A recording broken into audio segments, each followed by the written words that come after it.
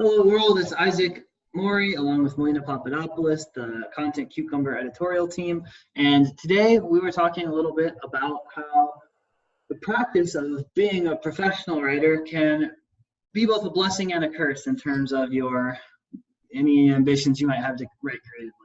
And the thing that I've experienced, I know Melina has, and a lot of people on our team, is you're getting a lot of great practice being a writer. And if you've ever written your own blog or done anything like that, you've probably had that experience where it's like, wow, I've been doing this long enough that I can see a clear difference from where I am now and where I started. And that's awesome. The problem is when a lot of your work focuses on creative writing work done professionally, it can be hard to sit down non-professionally and start writing your own creative work. First of all, you're a little burned out from the day, and also it can kind of be like, well, I was just getting paid for a bunch of writing, and now I'm doing this one for free. But I think one of the biggest pieces of advice I would give is doing just a little bit every day. And I think it's tempting to try to set really ambitious or crazy goals for yourself when it comes to creative work, or to just think like, I'll work when I'm inspired. But the problem is, as most people have learned through life, creativity is more perspiration than inspiration. Yeah.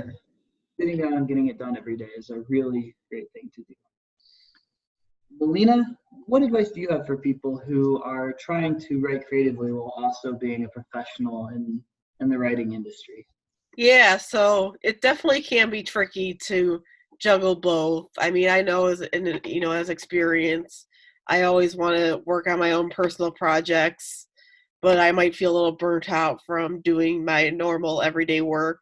But what I do find is helpful is sometimes when I'm just working on something professionally and I might get an interesting idea I might want to explore later, but don't have time to look at, or might not have time to, or might not know what to do with. I write it down so I can come back to it later. And I have notes in my phone with Yeah, very cool. Definitely using your note phone feature as just single sentences, or even just a word, and okay, I'll come back to this later and look at it and see what I can do with it. And I think that helps.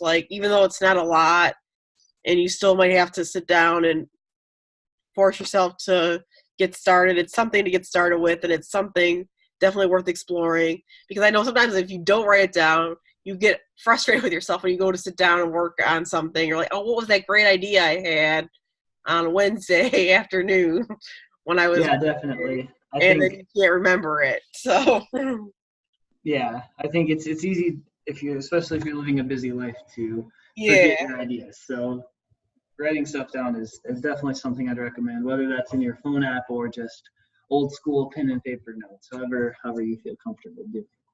Thanks for watching, everybody. Hope you found this advice helpful, and we'll see you on the next episode of Hello World from Content Cucumber.